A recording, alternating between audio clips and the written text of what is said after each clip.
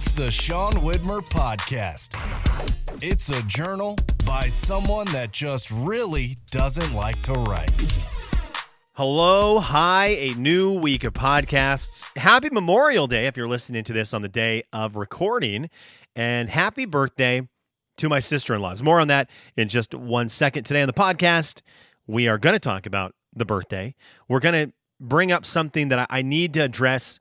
I'm an Eastern Washington guy, went to college at Eastern Washington, and one of the big alums has reared his ugly head, and I need to stand up for the university because I don't like when stuff happens with this guy and then people realize he's an Eastern guy, and I don't need the black eye on Eastern. I don't need it. So we're going to talk about that a little bit. I've got some thoughts on stuff going into your ears. I've got Kelly's What Are You Into? Something has reared its head again in my life, and when it's here, I want to embrace it. So there's going to be some help required from you all. We've got some fun comments today to get to. But like I said, to start it all off, happy birthday to my sister-in-laws, Casey and Kara. They're awesome. First of all, they're just awesome. And second of all, thank you for having your birthday on Memorial Day weekend, because it's great. You get a whole weekend of activities. And for me, I get a whole weekend of great food. Because last night, Sunday night, we went out to dinner with just the adults. The 9 grandkids were all home. The 9 grandkids are great. But when the 9 grandkids are not there, they're equally great.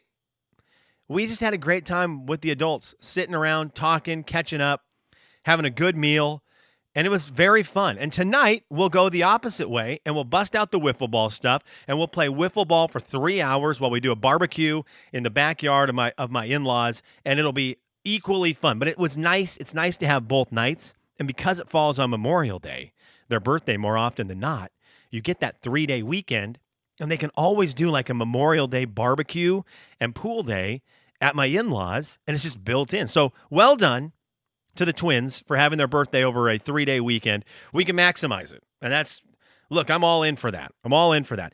Speaking of the barbecue today, I don't know how much longer I can avoid it.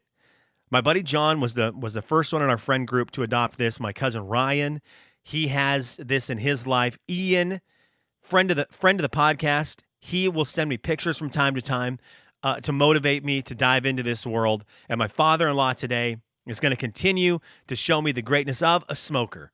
He's doing ribs today. It's like a 6-hour process to do these ribs. I love the sound of that. And he's going to have these great ribs. We're going to have ribs tonight. And if they're good, if they're great, it's just going to be another person who has given me some kind of great meal off a smoker that makes me think, there's something to this.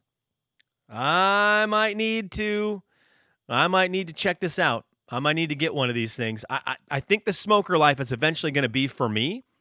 I'm not all the way there yet, but it's coming. And I'm so excited for ribs today. Oh, and again, God bless you twins for letting us have this barbecue. Whether you like it or not, Jay and Lisa, my in-laws, we're all coming over again today. We pretty much live in their backyard. They've got a pool. That's on them. And we're coming back again to try to just destroy your backyard, your beautiful backyard. We'll try to do as little damage as possible. Again, I'd mentioned there's 9 of these kids running around right now. Woods will make 10. We're doing the best we can. But we're also not going to leave you alone. And so we apologize for that. We're sorry and not sorry all at the same time. All right, so smoker people, comments. We read comments at the end of the podcast. Smoker people, I'm teetering. So, if you feel like you're the person who can, bam, push me over the edge, this is going to be the time in life to do it. Heading into a summer, and the ribs today are going to, help with that. I hope. Okay, tied into last night a little bit. We've got a lot of tie-ins today. But tied into last night, I've got to address something that happened around the Eastern Washington University community this week, because it drives me crazy when this kind of stuff happens. It's always the same guy, and I'm bothered by it constantly. So we've got Cooper Kupp. We've got Todd McFarlane, the Spawn guy. Todd McFarlane, super famous for making toys of like comic book characters and stuff. He also made a line of football miniatures. They're sort of miniatures. They're like 6 to 12-inch figurines. that were really popular in the 2000s. So Todd McFarlane's an Eastern guy, famous. But one of our most famous alum from Eastern Washington University is Colin Cowherd. And Colin Cowherd's super famous. Colin Cowherd, a great sports radio personality, one of the biggest to ever do it. I would say 80% of the time, I love myself some Colin Cowherd. I think his opinions are clever. I think they're well thought out. I think he presents them for the most part in a unique way.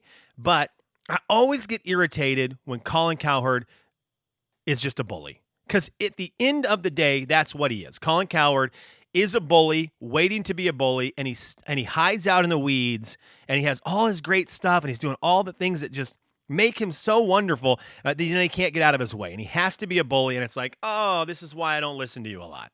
This is why I can't like you. You are a bully at the end of the day. And it's a bummer. It's a bummer because I want him to be not a bully so that I could really hang my hat on him as an Eastern Washington guy and be like really excited that he is a representative of one of my favorite places on earth. But this week, he went at it again. He just can't stop with it. And if you're watching on YouTube, the reason I look the way I look today is because it's an anti-Colin Cowherd podcast today. I've got the backwards hat on. And Colin Cowherd had to go out again today, or out again this week, and take some shots at backwards hat people. And Colin Cowherd had to bully the people who don't feel comfortable dressing up, who work real hard, but they do it in their own fashion. And he had to bully.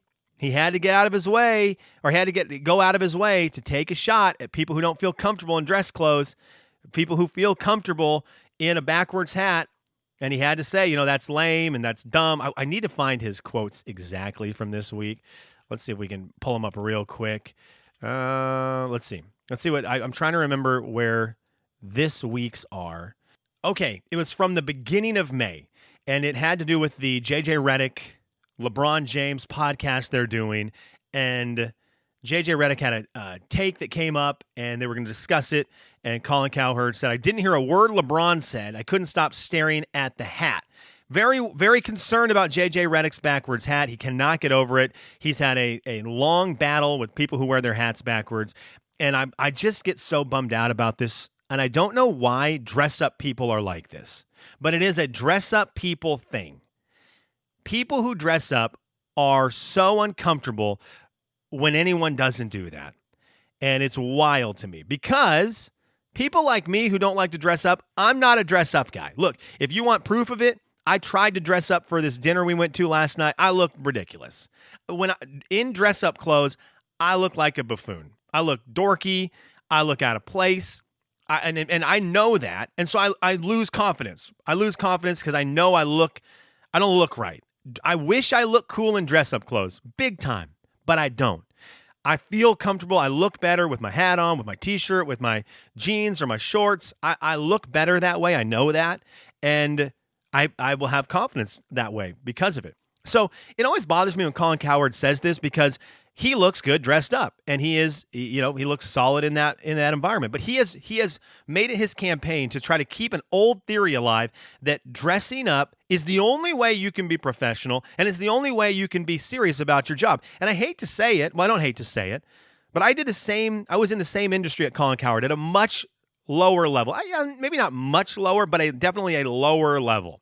We were a top show in an area. He's a top show in the nation. So there is a big difference there, but it wasn't like we were doing nothing on the Jay and Kevin show. Like, we had a lot of people listening to us. He has a ton more, but we aren't just 4 people listening to the show. And I did it with a backwards hat. I did it with a T-shirt every day. I did it with sweatshirts. I did it with sweatpants sometimes. And it didn't change the fact that every day, whether I was in a dress shirt or a backwards hat, I was working as hard as I could. And I was, I think, doing a good job of it. And that didn't change it. And so I don't get where he's coming from with his opinion that it's lazy and that you're going to be lazy. I think it all started with Carson Wentz, who's an NFL quarterback, somebody who has to work harder than almost everybody else in the world to be in high top physical shape. And to call someone like that lazy is crazy to me because that's like a 1 of 1 person. That's a 1%er, a less than 1%er. That's a 0.5%er in this world. and you're calling them lazy. I don't get it. So I was bummed out this week. Colin Cowherd has to come out and bully people who aren't dress-up people. So I want to be here for Eastern Washington and for the community of people who understand you don't have to dress up to work hard. You don't have to be in a tie to consider yourself professional. And so on behalf of the someone else from Eastern Washington University who's hardly recognizable but is passionate about that university, not everyone at Eastern is a bully like Colin Cowherd. Man, last night I felt so bad. I feel so bad for my wife. She looks great dressed up. My wife's beautiful. And so we get to dress up time, and she always is just killing it. And I just will come out of the bathroom after I've got my shirt on and my pants, and I can see her look at me, and she's so kind about it. She'll be like, "Oh yeah." But it's like, "Oh yeah, I forgot. You aren't a dress up person. Like this is not your world." And that's just how it is. Not all of us can do that. I'm jealous of the people that can. I wish that I was a dress up person. Maybe I need somebody at some point to be like, okay, let's find your dress. I need to go on Queer Eye for the Straight Guy. And I need someone to, wasn't that, because they would get people looking sharp. They'd get people looking sharp like me who don't know how to dress up nicely. And they'd be like, look, that show was hilarious. I remember being my girlfriend at the time when that show was out. I think we watched every episode. That was a long time ago. Anyways, I need something like that where I can go and just have somebody overhaul my dress up style into a way that I feel comfortable. And then it might also be a moment where they go, yeah, it's hopeless. This is a lost cause. You just need to survive the times where you're dressed up. It's just not going to work for you, bud. I might need that in my life. Okay, enough of that. I don't even know what happened there. I wanted to make sure I wanted to address the bully. And to repeat, I told myself I don't want to repeat all the time, but I do want to get this out there. It is wild to me that people like me who work real hard, who are not going to be lazy in a work environment, we're going to give you 110%. I hate that. We're just going to give you 100%, not 110. We're going to give you everything we got. I hate that we don't care if you're dressed up.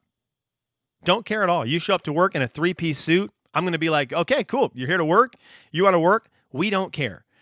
But 3-piece suit guy seems to always care when he runs into T-shirt guy who's doing the same job as him. And I don't understand why that is. Just be cool with it. Know that I'm going to work as hard as you're working, and I'm going to try to accomplish the same goal you're accomplishing. And why that isn't a two-way street of thinking is crazy to me. Crazy. It's 2024. It's not 1910 anymore. Okay. I tried to listen to an audiobook. I learned something this weekend. I'm working through a book series, and I thought, you know what I need to do? I need to find the audiobook and do the thing where when I'm in the car, I'm in the truck, I can listen to the audiobook, and then when I'm home, I can read it, and I can get through this book quicker. So I go to Spotify audiobooks. I think each month you get 15 hours of audiobooks for free, and I thought, okay, between me reading the book and then listening in the car, I think 15 hours should suffice for covering this book for the month. And so I go and I look up the book, and I find out that there's a free version on Spotify. And it was a guy who decided to read the book. He's a wannabe voice actor, an aspiring voice actor. And so he had read this book, and it was available to listen to for free. So I was so excited. I'm like, oh, cool. I won't even use my audiobook hours on this. I can bust through it. And this is when I realized that is a interesting business, the audiobook world. I don't know if you've listened to audiobooks. I've listened to a handful of them. And you will see from time to time very famous actors and actresses reading these books. And I am now super interested in the world of audiobooks because I tried to listen to this guy who has a good voice. And, he was doing character voices for the part I listened to for the characters who were talking. They weren't bad, but he was recording it and editing it himself, and it was impossible to listen to, which I feel bad about because the guy's voice was great. But between stumbling on words and him not, of course, taking the time to edit it because he's already reading the whole book and editing it would take an eternity. So he's just reading it, posting it, and moving on. Obviously, when a professional does it, they're reading it, and then there's somebody who is the producer of it, editing the audio. So any kind of blunders that are happening, they're just cutting out. You'll never know they exist. I would love to know the time it takes for these people to make audiobooks in that world, because what you're listening to, the celebrity or big voice reading it, they are making mistakes for sure. They are not reading a 1,000-page, 500-page book perfectly in, however many sittings it takes them to do. They're messing up words, they're rereading sentences, and fluid. It sounds fluid because of the editing job that's being done on these. So I've got a big shout out to the professional audiobooks, and I was kind of bummed because I realized, oh crap, I thought I had stumbled upon something great.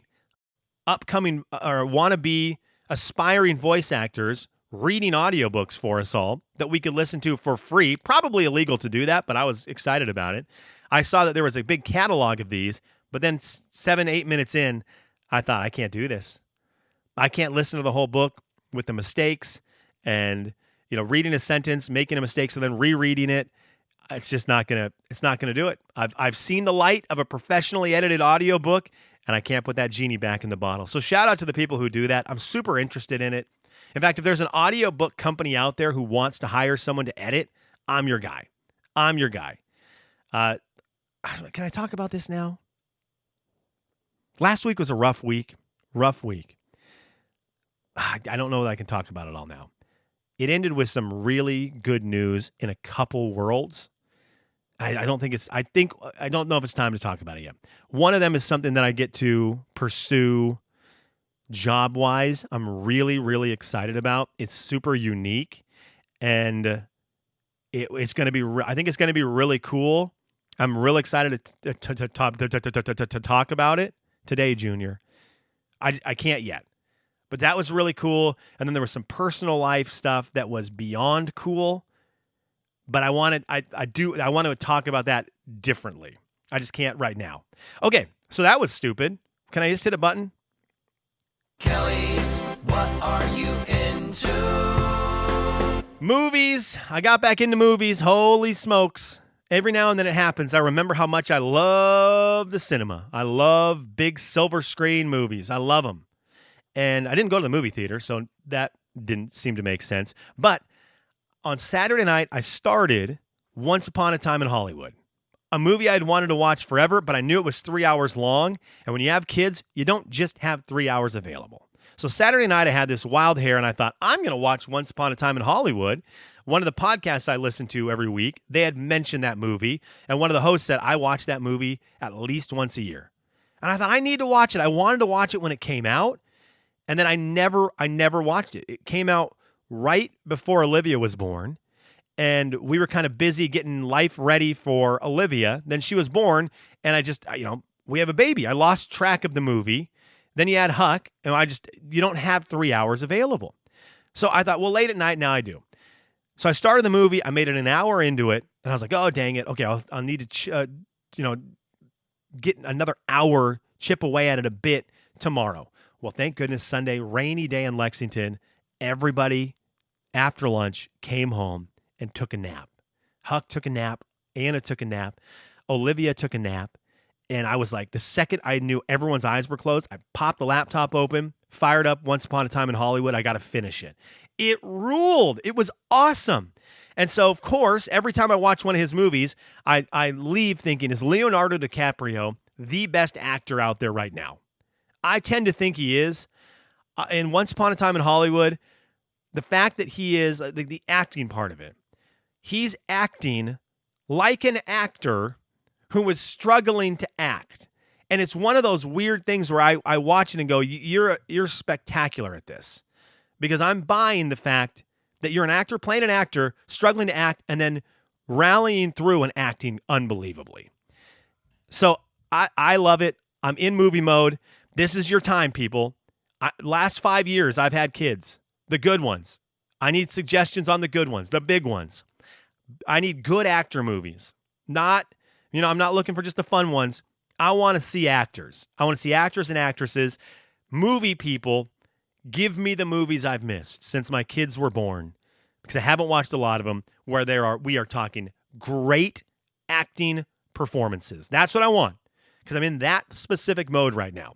I will hit a mode where all I want is Marvel movies. I'll hit a mode where all I want is comedies. I'll hit a mode where all I want is action. Right now, I'm in that world of get me a movie that has elite level acting and let me know what it is, and I want to watch it while I'm feeling this energy towards movies. Thank you. Let's do today's comments. Let's start with this one right now from Sharon. Sharon said, this is off Spotify. I did not like Liz. Oh, this is Survivor. Okay, Sharon says, I did not like Liz. She was a pain in the blank. I didn't like the fact she helped Kenzie win. I thought it was cheating. Hope your eye gets better soon. Sharon, thank you. I got these allergy drops that have helped out a ton. And yeah, Sharon, I went on today, I was reading articles. Former Survivor contestants are ticked about the way that season ended. Ticked that Kenzie got help from Liz. So mad. People coming out saying in other seasons, you could not help at all.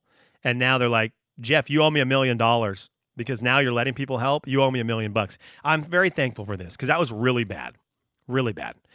Yvonne says, have you seen Andrew's arms? Kind of noodles too. I did send you a couple pics where I have tats on my arm.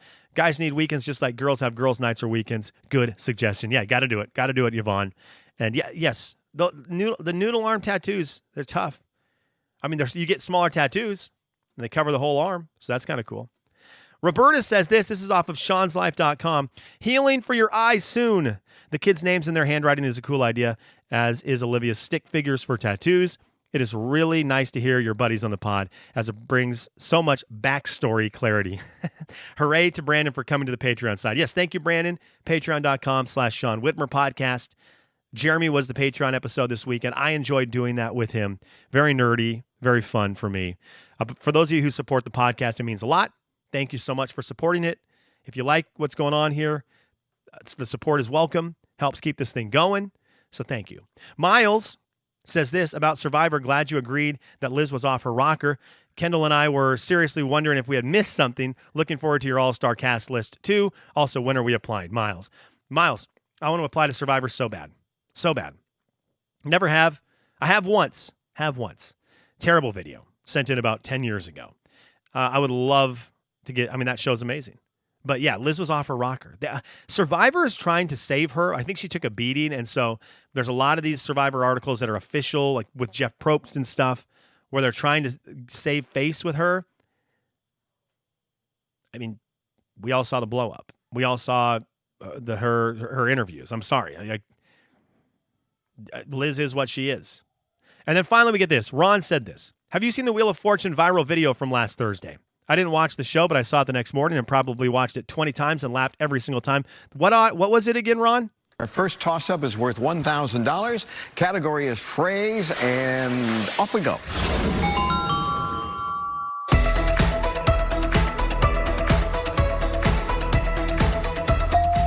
Tavares. Right in the butt. What? No. Blake. This is the best. Yeah, that's it, I think, yeah. Much better answer. Blake gets $1,000. No, Ron, I hadn't seen it. What is it? Tell someone. It's so wild. That is the wildest Wheel of Fortune clip ever. And I don't think it will ever be beaten. No. And then Pat Sajak's face. Have a good day, everyone.